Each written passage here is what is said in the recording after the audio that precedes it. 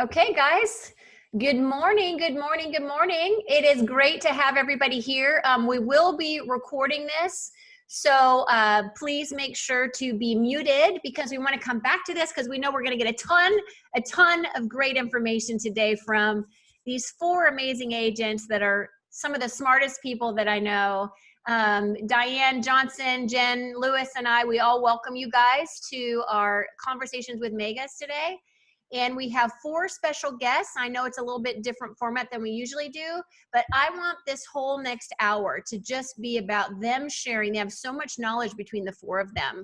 Honestly, our four guests today that you all know and love have done more production cumulatively than many small or mid-sized brokerages in Austin. And so what better way than to talk to them about what they're doing and how they've reinvented themselves in times of crisis. And this is going to be fun. These are four amazing people. I know you all know them, but we're really looking forward to it. So the format, again, please make sure that you're muted unless you're one of the speakers. And then we're going to open it up towards the later part of the hour for Q&A. Okay. So, okay, I hear somebody, so make sure you're muted. So Diane's going to be the mute police. And somebody's not muted. Okay, so Diane, you're on that, right? And I'm gonna make you a co-host too, so you can help. Okay. Mute people, please be the mute police. Okay, great. So yeah, without further ado, we're gonna jump right into it. Okay, we're gonna find that person. It's like so irritating always. There's always one who has, and bless their heart, they have no idea that they are not muted, right? They'd be so embarrassed. So we're gonna find our people, we're gonna mute them, and then ask your questions in the chat, and we will get to those later on. So anyway, so I just want to introduce the four of these teams, again, have done extraordinary businesses. So we're going to get straight to it.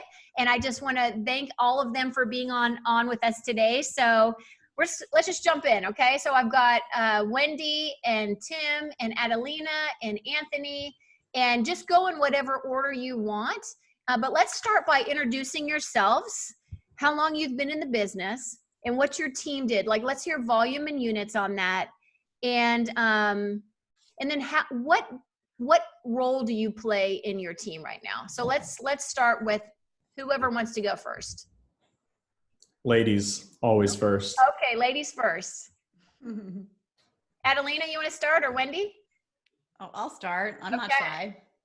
Hi guys, good to see everyone, and good morning. I'm Wendy Papasan. And last year we sold about 215 houses, something like that. And for us, that was about $2.2 million in commission checks. And we are in 4 cities now. So we're in Austin, Dallas, Houston, and Minneapolis. That's awesome. And what role do you play right now as the empire builder for your team? Sure. Well, I'm leading the team, and then I have one listing client that I have just kept that has multiple sales for us. Awesome. Okay. We'll jump to Adelina then. Oh, Adelina, I think we have to unmute you. Hold on. There you go. Talk? Nope.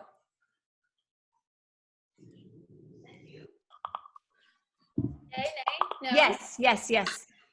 I don't know what happened there. It's all good. So I'm Adelina, and I manage the Bankini team here in Austin. I moved to Austin almost 5 years ago. Wendy was actually our agent, and one of the reasons here was for our kids to go to Acton Academy, and we've been really excited about that. I started in real estate when I was 16. I started as a receptionist at a real estate company, and I did that for 2 years. That's how I got into real estate. Over the years, I was an individual agent. Then I had my own team. I was a team leader for Keller Williams. And then I partnered with Ben to lead expansion throughout the nation. I say all that because all of those opportunities came with Keller Williams. So if you're not taking the opportunities that Keller Williams offers, you're really missing out. Last year, our Austin team closed 87 million in volume. We served 334 families and brought in about 2.45 million in commission checks.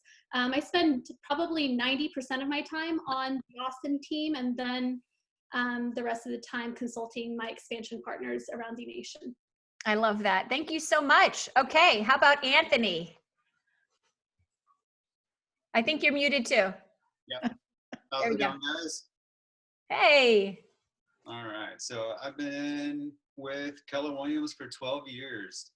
And you started with us as a new agent. I did. Me and Ryan started Austin Properties Group.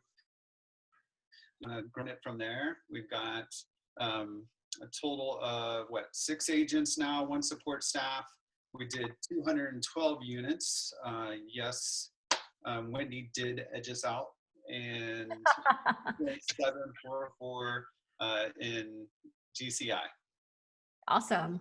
Very cool. And what role do you play in the team, Anthony? Right now, just basically, I'm the guy that's actively in the market showing clients. I'm more agent with supporting the team in regards to listing and buying. Ryan's more on the back end, so supporting the CRM, getting kind of social media and campaign set up to capture kind of our fair share in this time. Okay, awesome. Well, thanks for being here. Thank you. All right, let's go to Mr. Heyl. Hi, everybody. I am with facial hair. Oh, it's just, it's a little patchy, a little nasty, but I decided I wasn't going to shave it for you guys. This is taking me 2 months. It'll take me another 22 years to get where Anthony is right now, but another impressive accomplishment. Yes, impressive. I've got a little Mayan Indian blood from my dad's side. We just can't grow facial hair, but I'm very proud of these patches that I've been able to establish so far. Most ever. So I've been with the Southwest Market Center now for my entire career for 11 years. I can't believe Anthony you and Ryan have beat me. I thought I could have sworn we joined at the same time, but I think it was maybe a year or so different. Yeah, I take the wins with everything I can. Absolutely loved it. Just like Adelina mentioned, every opportunity that I've had in my career has stemmed from my time with KW and with the Southwest Market Center. It's been awesome. We've got 6 teams in different cities, similar to Wendy. We're in the Texas cities, and to the Ben Kinney team, similar in the Texas major metros, and then a couple outside of Texas as well. And my role in the team is very similar to that of an OP. It's basically working with, I meet with Matt Patulski, who some of you guys know, every Monday morning. We meet from 7 to 8, and we go over, it used to be very tactical, and now it's become just pretty strategic and pretty strategic time. And Matt runs the business. He's amazing, and the relationship that we've been able to create over the past, he's worked in the business now for 8 years. So the relationship we've created over 8 years' time has been very fruitful and allowed us to really operate like a true 7th level real estate team. Well, that's amazing. And Tim, there's a couple other things that you have added, besides just running a team, right? Do you want to talk about that? I mean, you did get the Inman Innovator Award, and you brought other things to our industry. Why don't you mention that quickly? Yeah. Well, thanks, Melanie. Appreciate you even bringing that up. So, the beauty of 7th level, I always thought that it was I always pictured it as the beach where you just go sit and chill. But, for a long time, there was a lot of emotional stress, and now it's actually not as much stress because it's very not tactical, and the business is in a great spot. It's strategic, but it allows me, there's another 40 or 50 hours a week to focus on new things. And so, I launched a new business about maybe 18 months ago called Homeward, and we are basically focused on driving transaction innovation with the agent at the center. And there will be more coming on that I would love to talk about with the Southwest Market Center as a partner if anybody's interested in the future. But currently what Homeward does, we help agents, we help enable, we really only work with top 20% agents right now, but we help enable top agents to help their homeowners buy before they sell. Help their clients buy before they sell. Yeah. It's pretty cool. When I asked you about that, when we were all at lunch, the three of us, and you had said I was like, what problem can I solve today? And I think with our low inventory, that was really a genius move for you. And I just think it's awesome. I know you work with a lot of our people. So I thought we would mention that, because you also told me, and we'll talk about this now into the next question that I go, is that, I mean, you have 35 employees there too. So you guys have a lot, all of you have big responsibilities. So what you guys hear today, like these guys run like big companies within a company.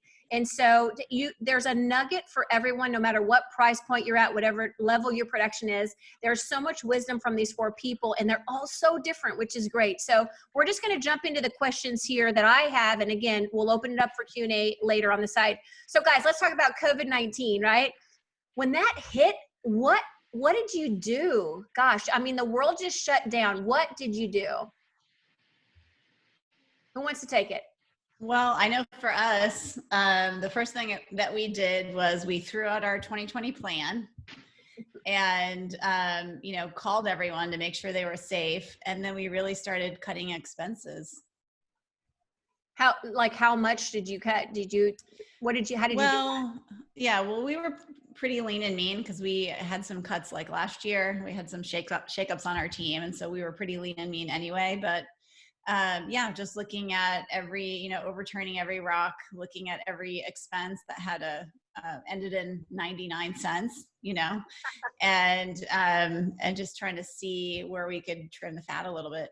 Did any surprise you, Wendy? Did anything that you found or surprise you, like where you could save money? Or was it, I know you've always been really good about your P&L. Not really. I mean, we've always done like a quarterly review where we print out all of our bank statements and everything. So, I mean, I'm pretty clear about what I'm spending my money on. Okay. Yeah. So first thing was, what can I cut? What about you, Adelina or Anthony or Tim? Jump in. Yeah, go ahead. Okay. I feel like we're going to go in order here. Like Wendy said, reviewing expenses was the first thing. We were already financially very conservative and had 4 months cash in the bank. But in a shifting market, right, a dollar earned is the first dollar. I mean, the first dollar saved is the first dollar earned. So the main culprit for us was similar stuff. It was like subscriptions that we weren't effectively using anymore. Maybe we had started them at some point, and just they were not effective use of money anymore. And we asked our vendors for 20% off. Almost all of them gave us a 20% off coupon or a deal for 30 days, just so we can manage our capital. The second thing we did really quickly was just kind of devise a strategic, like, worst case scenario plan. So what that looked like, Gary Keller often says, like, you cut the fat, then you might have to cut some muscle, then you try not to cut any of the bone, because if you do, then you'll limp for a long time. And so cutting the fat was our original cuts, and that resulted in about like $2,000 of cuts.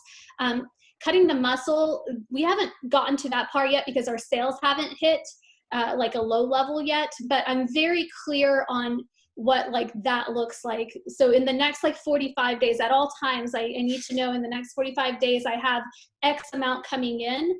And for us, that number is 285,000 in GCI. 285 for us represents that all of our agents are still on track to hit their 6 figures. It means that we can pay our expenses and pay for our infrastructure, and means that we have a profitable business. So that was pretty much the most important things. And then we did focus right away on just doubling our recruiting and doubling our lead gen. I feel like a shifting market, having been through one before, I didn't do as good of a job back then to really take advantage of it. And this time, I'm really going to take advantage of recruiting and of increasing our market share through more deals. Yeah, that's awesome. And with that comes always opportunity, right? There's always opportunity that can come out of that. All right, Tim, why don't you jump in? Yeah. Sorry, I'm just returning an email. No, I'm joking. I'm typing in the chat. No, I was typing something in the chat. On to his next email. Yeah. No, I was typing in the chat. It's so crazy that like so many of us all like built our career in the same hallway like a decade ago. So true. Anyway, Awesome. so yeah, just repeating everything these guys just said. The first thing we did was send everybody home. Like I think March 14th or 13th or whatever that Thursday or Friday was, we decided to close the office and have everybody go work from home. Felt like maybe it was a drastic move at the time, but turned out that probably wasn't. And we immediately started training the team on virtual buyer consultations, virtual listing presentations, giving them examples of teams in the country that have done it before, instilling confidence, and then just like putting a whole campaign around that internally. And then we, Matt and I just like drilled into expenses. We very fortunately for us, we were really heavy like 2 years ago, 18 months ago. And we've been on like a 1.5 to 2 year journey of trimming whenever you build your team, what'll happen is you'll hit these ceilings and then you'll have to like kind of break everything you've done and rebuild it. And then while you're doing that at each level, it's like more costly and more complex. And we finally like got to a point where we had added a ton of infrastructure or a ton of overhead to build infrastructure. And about 18 months ago, we decided, okay, like we have the infrastructure, but now we need to start shedding. And so very fortunately, we had been doing that for a while, but now we had a whole plan. We had like a 9-month plan of like the rest of the shedding we would do. And we went and executed a lot of it right away. And it was, less about laying people off. It was more about moving fixed expenses into variable expenses. So like transaction management, listing agents. Like one of the things that we've always been really proud of is we've paid salaried listing agents in all of our markets, and that's allowed us to maintain a really high margin on deals. Like 90% of our listing commissions comes back to the company. Wow. But because we pay these salary plus bonus structures. Right. But we decided like, hey, we have no idea what's going to happen, and we have like 7 listing agents. We don't want to have 7 salaries on the books. So we moved everybody to a higher commission or a higher bonus structure, but no removing all the salaries. So we basically like on transaction management, we decided to start moving things towards, and asking the question, like, can we work with, seamless, different like transaction management companies out there? Can we go partner with these firms more than having to like continue to hire people internally? What would that look like? And starting to really lean into variable over fixed as much as possible. And then, yeah, I mean, those are the main things. I think the other big thing is like, you don't get the sort of like random bumping into each other that you get when you're at the office. And so we moved our company-wide meetings to weekly over Zoom, and we moved our. What were they before? Before that, they weren't weekly. Like they were not weekly. They were they were monthly. And so then we moved our leadership, which was weekly. We moved it to daily, and then we moved Matt and I talking from like once a week as well to talking like every day, multiple times per day. And so it's just like we just brought the communication in. It's like we don't know what's going to be happening. We got to have a like constant form of consistent communication. Yeah. I love that. So you talk about and think about that. What are your fixed expenses, right? And Anthony, you're next. So you moving fixed expenses to a cost of sale. So you're only paying when you're making money. So it's a great way to control your cash flow, right? And not have all these fixed expenses. And then it's like more communication because of the distance, right? You need to be communicating at a higher level. So you took monthly to weekly and weekly to daily.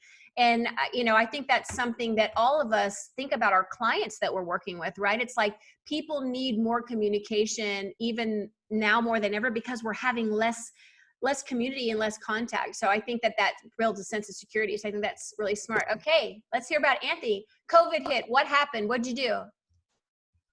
First, put my dad hat on because the wife works full time. So that was me kind of moving into that role and slowly adjusting, especially working out from home and doing all that, keeping our sanity. So then secondly, we had some one-on-ones with our agents in regards to comfort level, wanted to see what they were feeling and making sure that they felt protected and knew that we were there to help them regardless of if they wanted to get out there or what they wanted to do in regards to showing houses, meeting with clients, virtual appointments, all those things. So kind of created plans from there.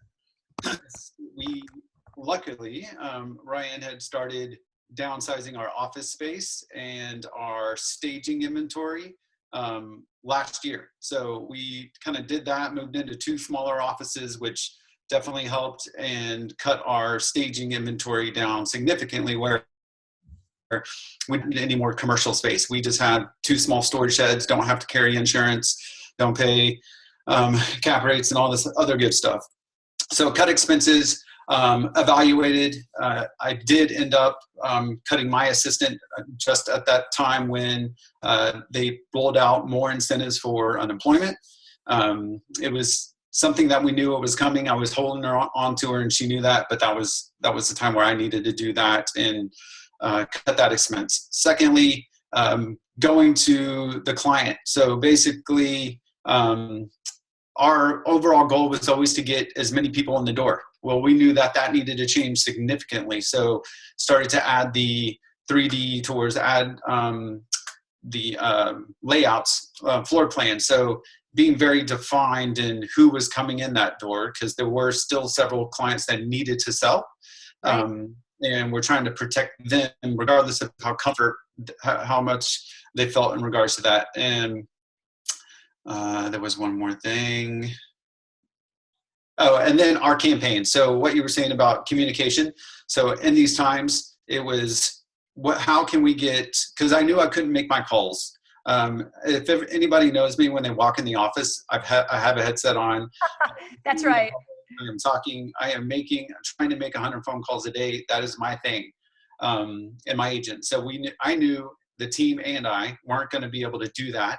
So how are we going to leverage automatic campaigns, the consumer app?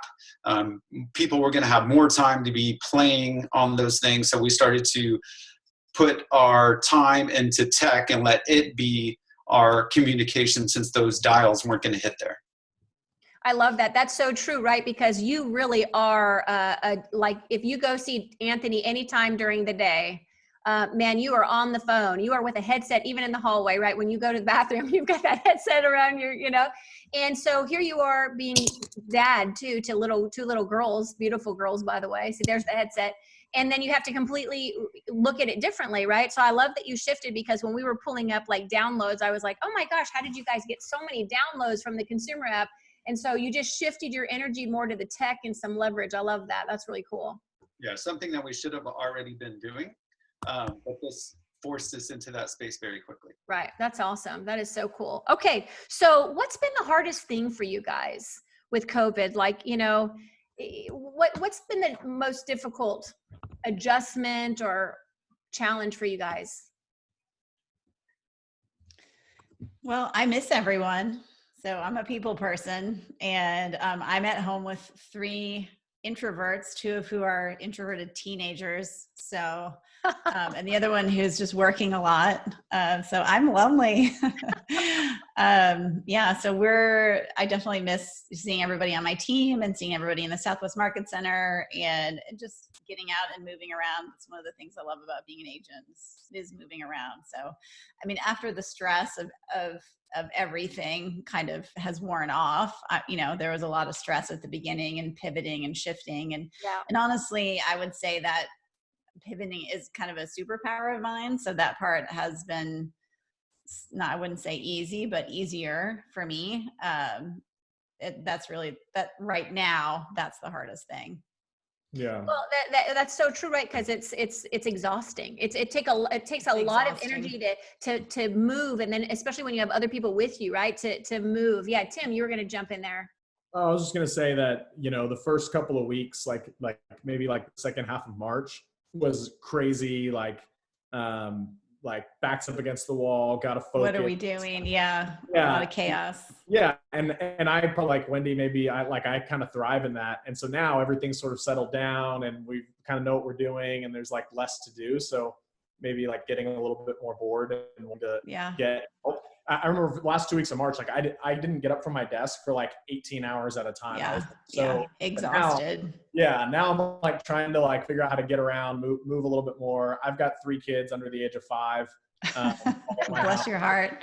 So, you know, Liz is like amazing, taking care of them so that I can work, but also like, you know, it's challenging when I'm not working. You know, you got people that aren't leaving that, you know, we're ready to get back out. So I think the biggest challenge for us is just as a family, just wanting to be able to get back out and be moving again and doing things. So we rented a lake house on Lake Travis next week. And I think we're just going to go out and just like work from home, but just be away for a little bit. Yeah, that's great. It's so true when you have other people in your home, right? It's almost like now is more challenging because the newness is over. I totally agree with that. Yeah. Anthony, what about you? Hardest thing, most challenging thing when COVID hit?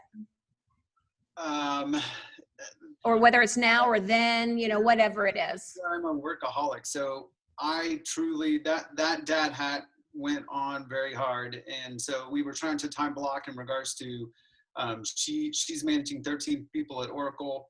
I wanted to make sure that she had her time, and I know that I could give up a little bit more of mine. And so we had it to where we time blocked where she had till 11. So I had them as soon as they wake up until 11, I would take them to the park and then get back and try to get into my calls as quickly as possible.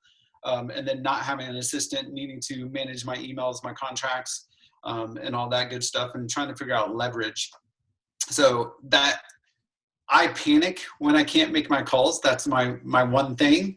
So it was being comfortable, being uncomfortable, just making sure that I knew my clients weren't going to go anywhere. And in a time when you should be doubling down in regards to your communication, I was actually having that in half. So started to have conversations with Ryan and what else could we do? Because I knew it just wasn't going to happen with the time that I was given. Right. So you had to really reinvent. Yeah. That's so good to hear you say, like, I panic when I can't make my calls. Like that's like one of the signs of like an agent. At least I've always thought that's one of the signs of an agent that like is killing it, is like when you have that reaction to not being able to like hit, it's like, I can't go to the gym, or I can't, you know, whatever. It's a habit. Yeah. And it's like when it kills you not to be able to do it, if you don't resonate with that, then like I would strongly encourage you to figure out, what do I need to do to get to that place? Oh yeah. I mean, in these times, those conversations people want, and they yearn for something other than what they're having at home or seeing on the TV. So making those gives me fulfillment, and then obviously connects with them that I'm making the calls in these times, and just gets a little bit more personal connection in regards to the past clients and new leads coming in. Yeah. All right, Adelina, what was the most challenging part about Boom when this hit? I wrote down 3 things to share with everyone. I'm not in the 18-hour days anymore, but I'm still not bored. I think maybe I don't have as much bandwidth as some other people. I'm still working 14, 15-hour days. So that's probably not my most exciting time. One thing Gary did share at the last mastermind that I kind of took heart from was, he said, a transfer of thinking leads to a transfer of action, and the transfer of action leads to a transfer of wealth. And in order to be a participant in that transfer of wealth, you have to get into action. And because this was such a sudden shift, it did take a lot more hours, because I have so many salespeople to move forward. It's not just a couple people or to move myself forward. And that's okay. Like that's the price you pay, when you own a business. I think for my people, not being able to be together was a big thing, right? Like there's the plus side, not driving in every morning, not dealing with traffic, but we're definitely people. So 24/7 virtual wasn't like for us past like the first week. But one thing we're going to do moving forward that this has taught us is we are going to be probably digitally based and physically more enhanced, right? So like what we're imagining is 3 days in the office, like Monday, Tuesday, Wednesday, and then Thursday, Friday, Saturday, Sunday out of the office. I think that's what this has taught us. We can get so much done without having to be physically present 24/7. And then for myself as a business owner, probably the biggest challenge for us is listings. I know that listings are the most important domino, and in the first quarter, we took 35 listings. We hit like 91% of our goal. We were so excited. And then COVID hit and our new listing count went down by 2/3. It was drastic. So really just going back to the listings needed form that Keller Williams has for us and plugging in, okay, based on how many transactions I want to do, how many listings do I need to hold on the market, and just realigning our marketing message with that. Re-educating clients, re-educating the process that we had in our pipeline. Gary talked about like all a recession is a form of exposure. It Exposes, yeah. So good. What your pipeline looks like, what your model looks like, what your people are doing, what your financials are doing. And we were exposed that we had such a strong buyer pipeline. Like if I had to tell every agent, go find a pending today, they would pen something today, and most of them would be a buyer. So for us, it's definitely listings. Gary said the only way to predict the future is to shape it. For us, it's going to be listings. So that's the biggest challenge and the biggest focus we have. So when you say you said 2/3 of your listings do they drop out, or is it just harder to get? Like, can you explain that? Yeah. So the first quarter we took 35 listings. For us, that's strong. It was 91% of our goal. We were like 60 something% off for like April, 67% off for May. So our incoming new listings taken were drastically off, obviously because of some of this COVID. However, I don't want to use that as like, that's why it was off, because there are plenty of teams around the country that are doing fine with listings. So really trying to find what we need to do. And most of what we've found is we've got to retarget our message. We've got to find different ways to meet the people where they are, because there were 1,100 listings that came on the market this month, and we sure didn't take 1,100. So there's a lot of sellers out there. Okay, well that leads us right into. Yeah, go ahead, Tim.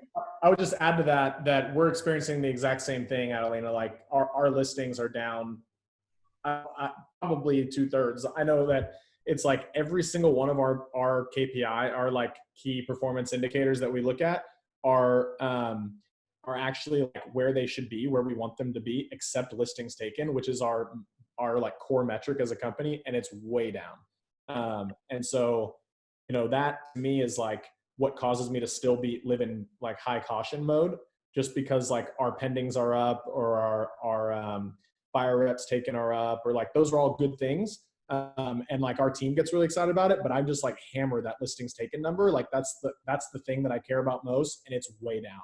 And so I would just say, like you said, well, certainly inventory has dropped dramatically.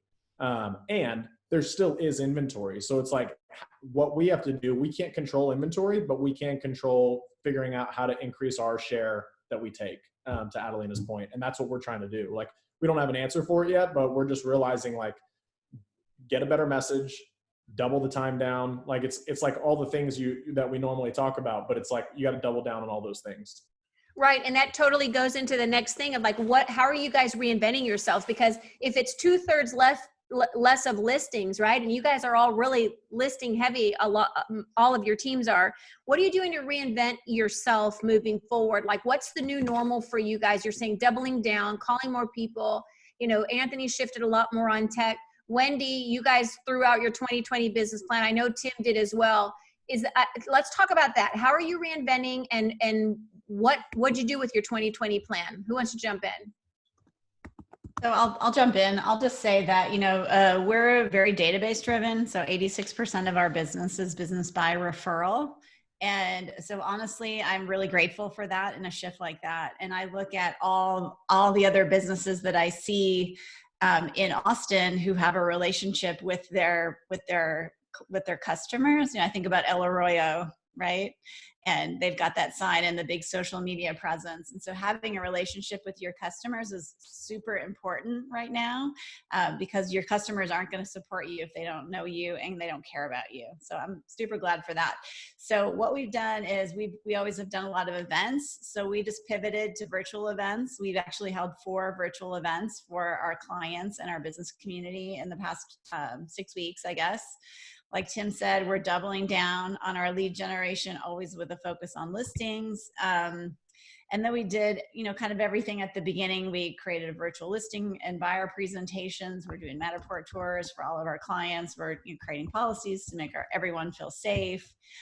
Really just doing a lot of the stuff. And, we're lucky because we've always done a lot of relocation because of our agent-to-agent referral business. And so we've just done a lot of that all the time, where we've done virtual listing appointments and virtual buyer presentations and things like that. And so we just, are really enhancing them right now. I love that. All right, who else? A slightly different approach, not in database. That database is always important, but in terms of the 2020 business plan, we actually didn't scrap it, and not that it couldn't be scrapped. We just looked at where we were, where we thought this was going to go, looked at our pipeline overall, and instead of like changing tactics or changing strategy, we focused on mindset. So we had like a few weeks where we studied different leaders. And one of them was Winston Churchill. And probably the thing that impacted my people the most when I shared it with them, and I instantly saw like an increase in lead generation, increase in like appointments set. We talked about, he had said, what's our goal? Total victory, right? I think specifically he said something like, what's our aim? I can answer in one word. It's victory, victory at all costs, victory in spite of all terror, victory, however long and hard it may be, right? And so essentially these agents on our team set goals, right? And it's my job, because I don't have listing agents, I don't have anyone on salary. Everybody is there to sell real estate at commission. And so I have a big responsibility towards that. So anyone who wanted to change their goals was able to change their goals. However, we gave them the first 2 or 3 weeks of this leadership training to identify, like, is this what they want to do, or are they going to double down, like Gary says? And so ours was more of a mind shift change. Okay, awesome. Thank you. All right, Tim or Anthony? Okay. Yeah, so we, again, leverage on the tech. We started to focus on things that were coming up. So tax protest. Started to have conversations, things that were coming up immediately that we would rely on an email. We started to have phone conversations, or let's just put it this way, our email campaign on the tax protest was a lot more dressed up, a lot more purposeful. And then what we started to do is every agent, when they had a conversation with a past client or somebody in their database, they took notes, and we have weekly meetings in regards to what we're hearing from people out there in regards to COVID and what they're thinking. So I just put in the chat, like, what we were hearing is some people were stating that they're going to wait a year, right? They didn't want to move in these times. We're going to hold off. We didn't need to sell. We were just wanting to sell, get a nicer home. So with that, we start getting statistical information in regards to what's happening in the market center, what's happening in the market, so we can have information to provide them that it's still very good time for them to list in their comfort level, and just be purposeful in those conversations, to be direct and letting them know that we're here. We're not trying to push them into selling, but if it still works, here's the information. Based on that information, you get to make a more educated decision. Awesome. And then Tim, did you want to jump in on that? Oh. Okay, sorry about that. I was on mute. I've been commenting in the chat here with a few people. Maria's asking about, how do you respond to people if they to sellers if they say, hey, because of COVID, we don't want to move right now. And I think that for the first response that I had is like, hey, I would go deeper first to figure out what's the core thing. Because it might be like, they lost a third of their net worth in the stock market, or it might be that they lost their job, or it might be that they, Maria said, I hear that a lot of people don't want to because they don't want people coming into their home while they're living in it, which makes total sense. So there's like lots of different potential reasons, and you want to definitely ask the question, what specifically, which is what I learned from Language of Sales and from Bold, is like go straight to the core issue by saying like, hey, what specifically would be the reason that COVID is causing you to want to delay your move or procrastinate the move. And then once you get to that core reason, you can handle it. And what the Heyl Group is doing, and this is not as much a selfish plug as it is just, may sound like it, but just to share, like, this is really like what our focus is that one of the whole solutions behind Homeward is that the homeowners can go buy their next home and move into it before they go through the process of listing and selling their old home. So it's like built for a situation like this, so that you can actually, if you don't feel comfortable listing without knowing where you're going next, and without already being there, by getting approved with Homeward, you can actually go focus on buying first. And like the other thing is, I think a lot of people there's like the safety concern, and then there's also this concern of like, inventory is so low. I know I'll sell my house. I know I'll sell my house immediately in a minute. Yeah, but I'm in it, and I don't want to. I know that if I do find something I like in the neighborhood I want, there's going to be multiple offers. I may or may not get it. So the Heyl Group is obviously, we've been using this solution now for about a year, and like focusing hardcore when talking to sellers is, if it's a safety issue, let's help you buy before you sell, so you don't have to be in your home while it's on the market.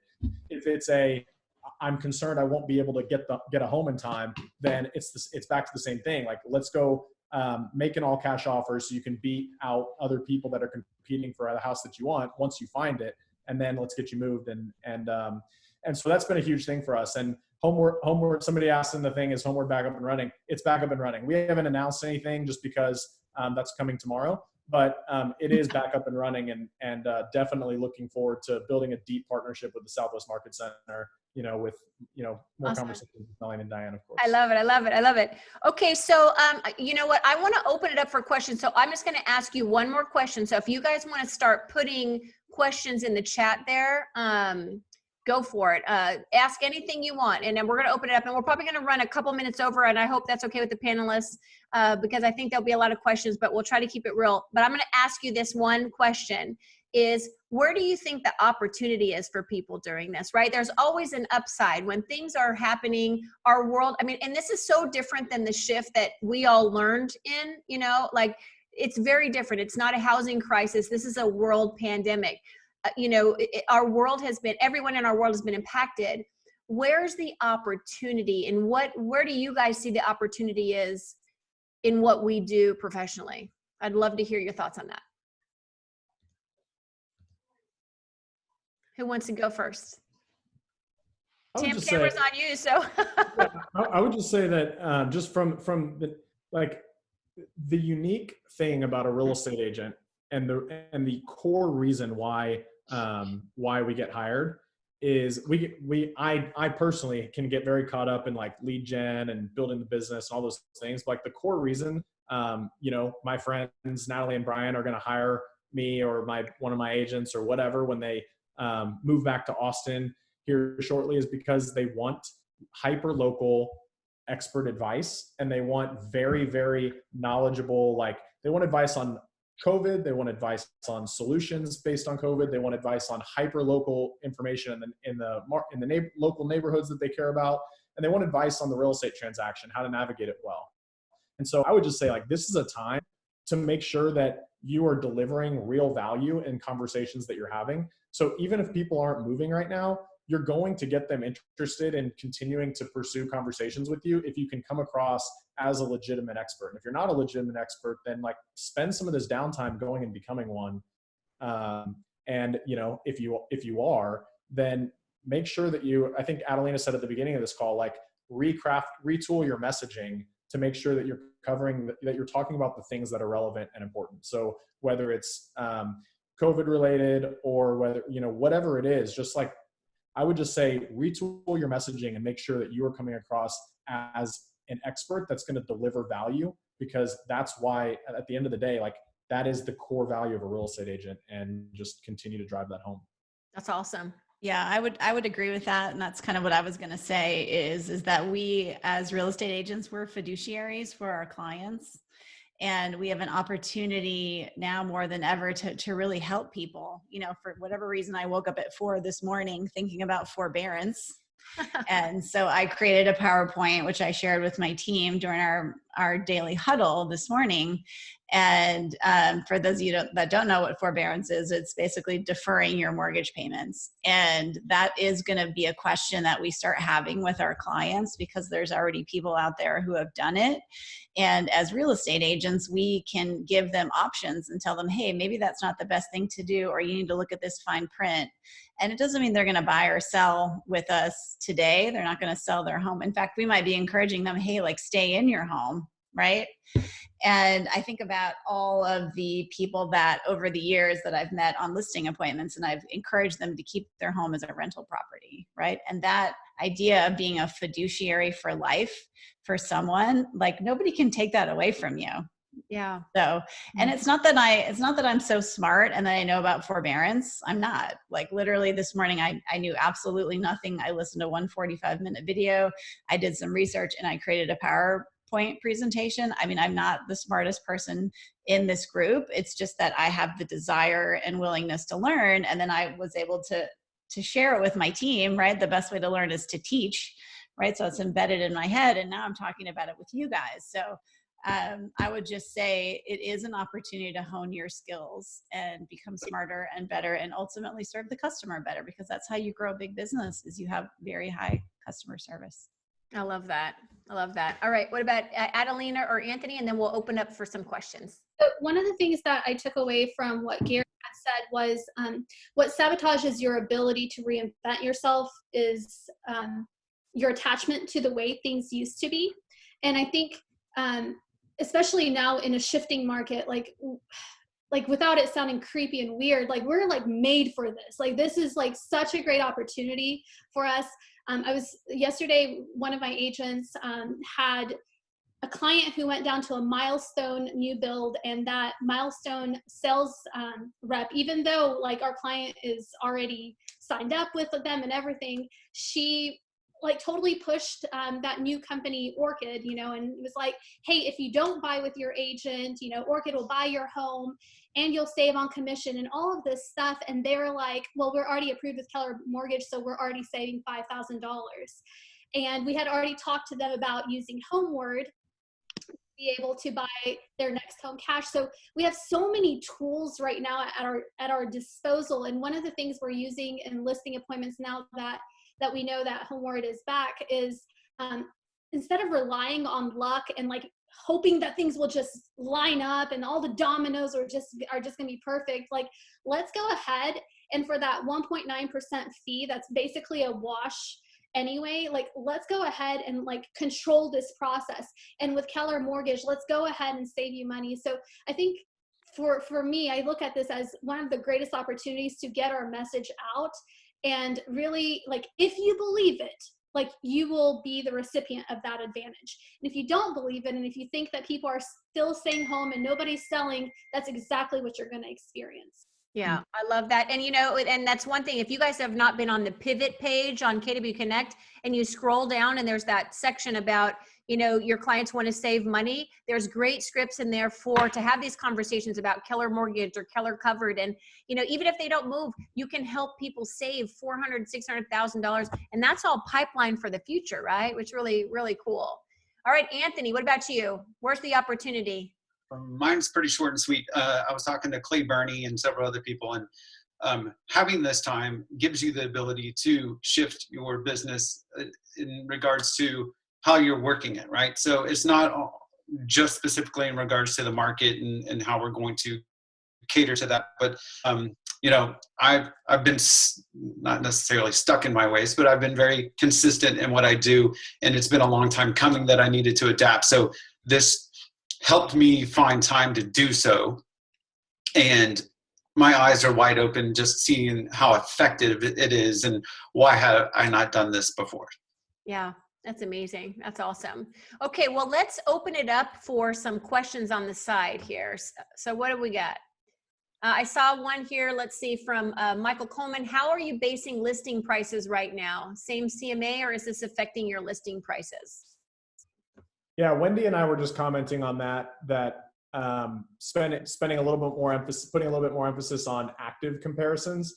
Just, the lack of inventory starts to drive pricing up, and you still have to pay attention to solds, because if the property doesn't appraise, you might be in a pickle. But, definitely, as a homeowner myself, if I'm looking at selling property, I'm of my own, which is how I always try and think about if I'm going to work for somebody else. I'm definitely looking at, what's the most I could list this thing for based on the actives that are out there today. Whereas like in a seller's market, when I first started in real estate, like back in like 2009, 2010, I could care less what actives were out there. I never even looked at it. I only looked at solds, because half the actives on the market were never going to sell anyway. But today it's very different. Today actives are like super relevant for that reason. Yeah, that's interesting. Anyone else do it differently? I kind of add to that. I basically being very specific in your questions in regards to the client, because could be trying to minimize how many people come in the door, days on market. So I'm being very purposeful in regards to what their needs are, and then catering that to the CMA. Cool.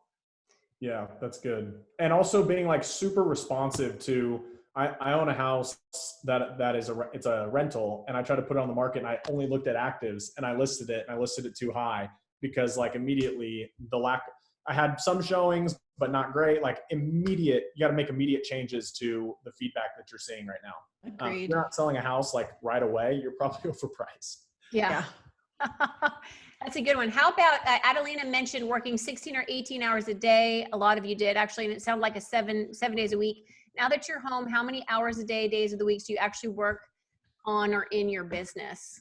I mean, that whole life balance when you're home all the time, like how are you guys taking days off? Are you working every day? What does that look like for you guys?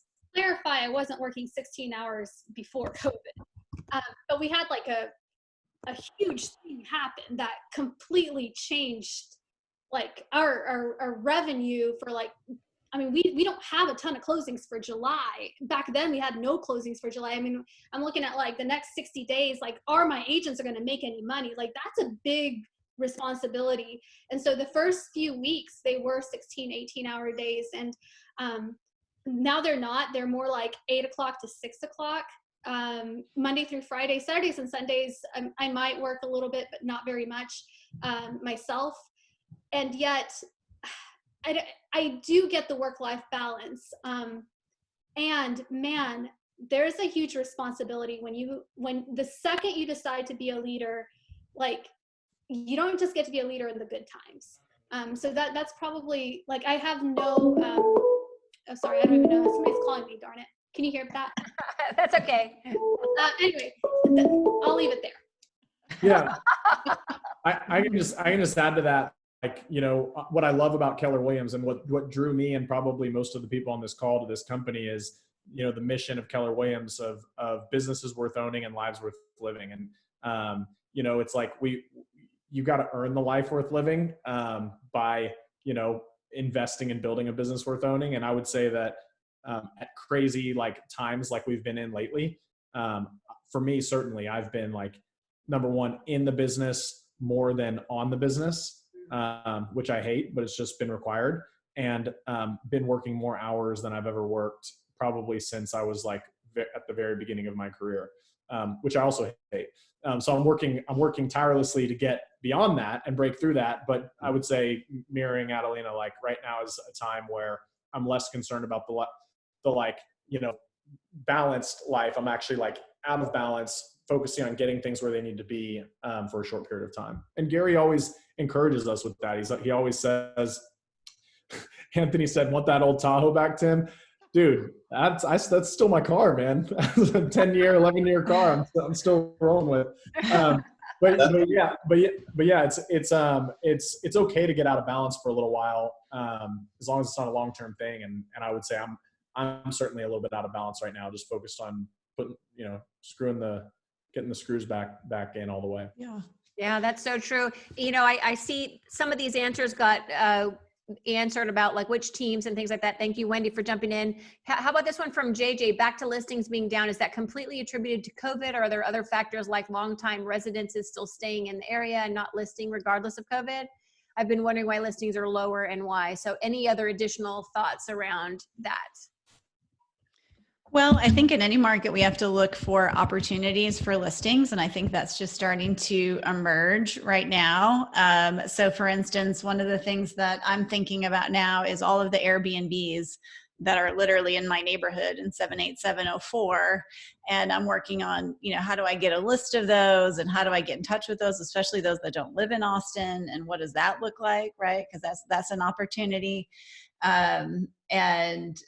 Thinking about forbearance, everyone should be getting in touch with all of their friends that are lawyers. I don't know that we're going to have like massive amounts of REOs or anything, or short sales or anything like that, but it's just really kind of being able to think about the market of the moment and pivot our brains. And again, it's not something that we have to be so smart and think about. One of the amazing things about KW is classes like this, that pivot shift ahead page where all the R&D is being done for us, right? It's all there, and it is overwhelming to go there, but literally you can go there if you're a new agent, find something and just go after it. Right? It's not about doing or if you're an experienced agent, right? Or if you're an experienced agent. Yeah. I mean, and so it's just like figuring out what's the market of the moment. And I can tell you, it's, we're not quite there yet, but all of these things are starting to emerge. And, when I said I threw out my 2020 business plan, I didn't throw out my goal for the year, but we're operating off a monthly GPS right now. So it's like every month we're creating a new GPS. Every month we're creating a new GPS because everything's just changing so fast right now. But I mean, honestly, if I could just kind of say one thing, one of the amazing things about being in a shifted market like this, especially for those of you that are new, is that in the last shift, a lot of agents just quit. Okay. And there's people that are listening on this call. I hope it's not true. Probably not. You're with Keller Williams, but there's a lot of agents in our market that are just going to quit. And when Tim and Anthony and I all started in the business at arguably the worst time in anybody's like recent history to get into the business, we first of all had habits, right, that were created. And we were lucky enough to start our business in the shift when a lot of people just quit. And what happens is on the other side of this, when listings go up, right? When all the business goes up, when all the people who put the pause button on, moving to Austin, right? We have 150 people moving to Austin every day. When all those people come rushing back to the market, right? And a bunch of agents have quit, we get to take market share. We don't even have to do anything, right? There's just more deals for everyone because there's fewer agents. And if you're listening and you're doing what we're doing, what the people on our teams are doing, which is putting the pedal to the metal, right? Doubling down on your lead gen, then not only you're going to have business, you're going to take market share. And all the studies show that agents that stuck around in 2009, 2010, and Gary Gentry, who's listening right now, right, will tell you that I don't know how many shifts he's been through, 4 or 5, you're going to take market share, right? So you got to stick around, do the stuff, right? Double down, stick around, and then you're going to look up and you're going to have more business than you ever dreamed of. Yeah. Yep. I love that. Tim, you wanted to add something to that?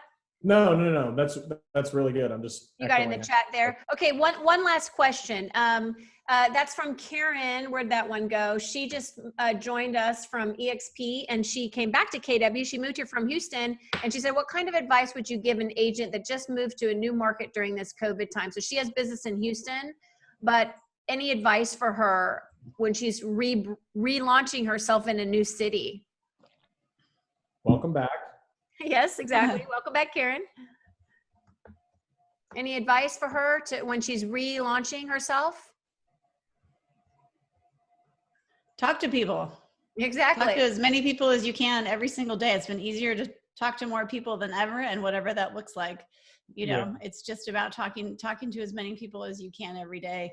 And I don't mean to like monopolize everything, but I got a letter in the mail from the other day from a Jehovah's Witness.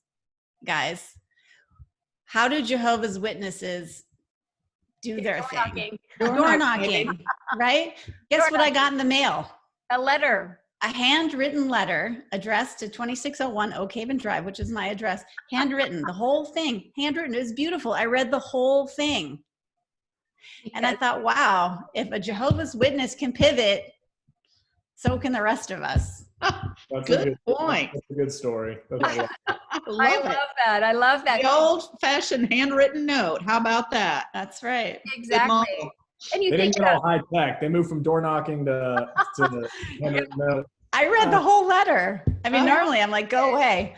of course I would just say one more quick thing. It's like not easy advice to hear, but working your old market and working your new market is just going to slow down your ability to like really build an established career here in Austin. So I would encourage you to what do they say? Burn the boats and just go as much all in as you can, as you're willing to, in your time investment in Austin, because having a slow transition might like be really, really challenging long term. Having an immediate transition might be challenging short term, but really rewarding long term. And I would encourage you in that. That's awesome. And, you know, there's also, you think about like Facebook campaign ads, like using another listing from another Keller Williams agent. There's those ways are options too, right? And you can do a lot of virtual stuff. So, okay. So parting thought, just 30 seconds from each of you, and we'll end with that. Thank you all for being on the call, but let's just bring them home with the last parting thought of how they can really make the most of right now in the crisis we're seeing. Adelina, let's start with, you ready, Tim? Yeah, if you don't mind, I've got to jump. Okay, go. Yeah, take it. Just want to say, number one, start every day by writing down 3 things you're grateful for, and start every day by writing down 3 things that you're going to do to win the day. I call that 3 to thrive, and I write it down every single day. And it's like, if nothing else got done, what are the 3 things that have to get done today? So 3 things you're grateful for, 3 things that you're going to do to move the ball forward in your business or in your life. Strongly recommend. I think it'll be a huge, huge improvement to progress in your world. Thank you for being on the call, Tim. Bye, guys. Enjoyed it. Awesome time. Look forward to seeing everybody in person again soon. Okay, thank you, Tim. All right, Wendy, what you got? So I would just say that I just think we need to remember, as realtors, we are keepers of community, right? That's one of our duties. And if you guys know anything about the DISC, right, the DISC personality test, 70% of the world is a high S. And 70% of the world, what they crave and what they want is stability and security and safety. And most of you listening today, you've got some I, you've got some D, and that means you have leadership qualities. And so you guys, as leaders, you need to go out there and you need to check in on your people. Okay. It might be uncomfortable, but as leaders, it's your obligation to go out and check on all those high S's out there who really need you now. And those care calls and those care texts, honestly, they're going to come back and shower you in a million ways in 3 months, 6 months, and 9 months. It's going to be unbelievable. I love that. I love that. Okay. Anthony. Mine's very easy. Stay committed and stay consistent and smile every day. This is crazy times, stressful in different ways. But if you stay committed, stay consistent, you will get your fair share. You will compound after all this. This will pass. And like Tim and everybody said, is reinvent yourself on the new. Don't focus on the old, and take one step forward at a time. I love that. Thank you so much. Okay, Adelina, bring us home. So I would say push your advantages, right? Going back to Karen, for example, like you're new to the area. We were all new at some point. Mary told the story recently about Avis and Hertz, and Avis was number one, and Hertz was number two. They would say we're number two, but we work harder, right? And they made number two. And so, like, find your advantage. Find what you can sell. Find something that you can push, because everyone's got it. And if your thing is that you care more about people than anybody else around you, make that your advantage. Whatever your advantage is, push it and use tech to help you get that word out to more people. I love that. I love that so much. Okay, so guys, I trust that everyone got something out of this. These guys are amazing. I'll download the notes. I'm going to put this on YouTube so you can watch it again, and I'll send it out. For those of you with our office, at 9 o'clock tomorrow, we have our Red Day kickoff. So please join us 9 o'clock. I'll send all that out. Thank you everyone for being on this, and gosh, we're all in this together, and it is opportunity time, and it's time for reinvention. And it starts with you, right? It starts with ourselves. It starts with our mindset. And it starts with our people, and the impact that you can make on people is so powerful. You have no idea. You have no idea how you could make somebody's day by calling and checking in on these people. I mean, we're all in this together. This is, hopefully we never see something like this again in our lifetime where it impacts everyone. But actually, like Gary said in Masterminds, this may be the new normal with disease or something like that, or some kind of world crisis. The time is now. Everyone on this call is a leader. So your people need you. I love that what Wendy said. Adelina, Anthony, and Tim, thank you all so much for being on the call. And you guys, we got this. Thank you for being here. And we will see you soon. More to come. Let's go. Thank you. Thank you, guys. Appreciate y'all. Thank you. Thank you. Oh, and sign up for Wendy Papasan's new podcast. Yes. EmpireBuildingPodcast.com. That's going to be amazing. See ya.